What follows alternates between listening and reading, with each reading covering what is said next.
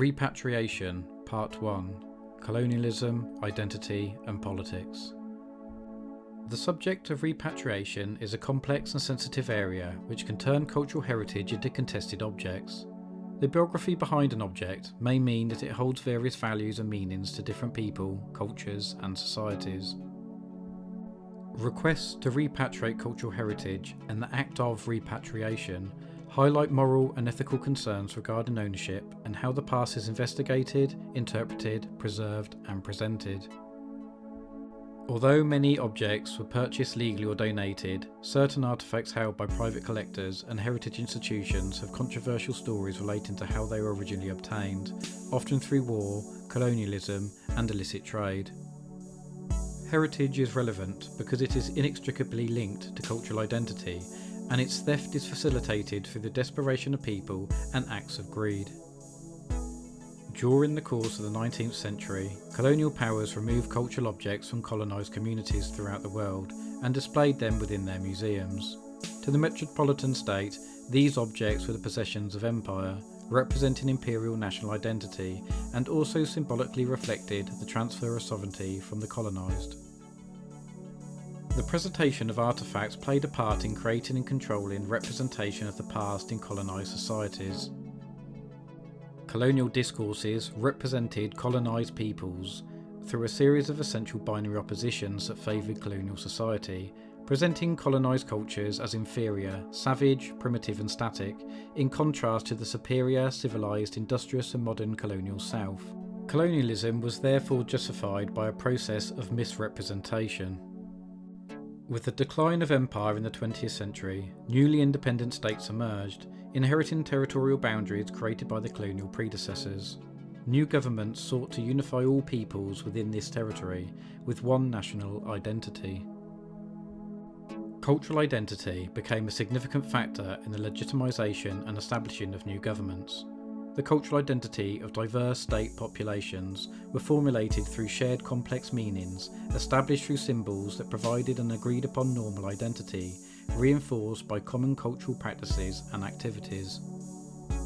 National museums were established to house and represent a formulated identity, and a campaign for repatriation of cultural objects from imperial collections was deployed to enable the reconstitution of a national cultural patrimony.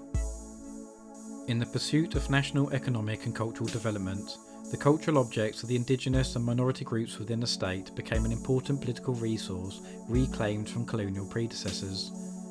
To the state, cultural objects were seen as fundamental for facilitating national identity. The assimilation of indigenous peoples, their lands and material culture were crucial in the formation of new states and their economic and cultural development. For indigenous people, cultural objects embody the revitalisation of their cultural identity. Recognition of indigenous control and ownership of cultural heritage reaffirms their presence prior to colonial settlement. Repatriation of objects is also seen as the acknowledgement to the continuation and development of indigenous cultures and their communities, despite effects caused by the policies and practices of colonialism. Although many artefacts have been returned to the new nation states, many more repatriation requests have been refused. Repatriation of cultural heritage is a complex and long legal process, which needs to establish if the request is genuine, the legality of ownership, the artefact's authenticity, and the best interest of the object's security and preservation. Some requests have been for political reasons and to bolster the ideologies of governments, with consequences for the artefacts returned. An example was when Saddam Hussein became president in 1979.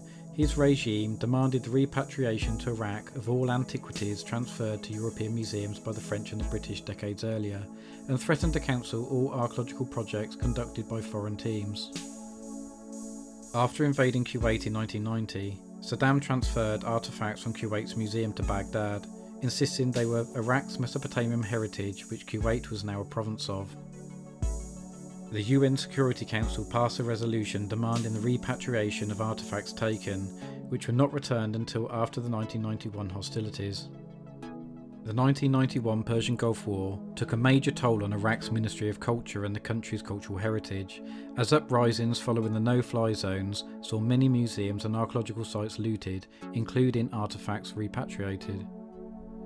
The illicit trade created regular organised looting of archaeological sites, which was fuelled by desperate living conditions under UN sanctions.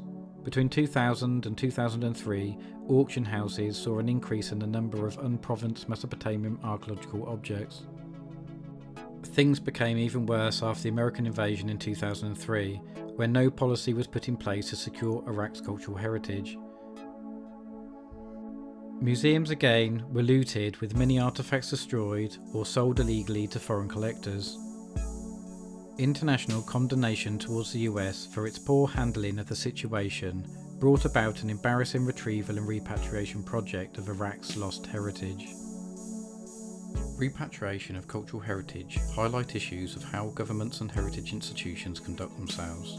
That's not to say that claims to repatriate hold no value, but dangers can arise when claiming heritage for a particular community or nation, raising questions about political motivations and who owns and controls the past.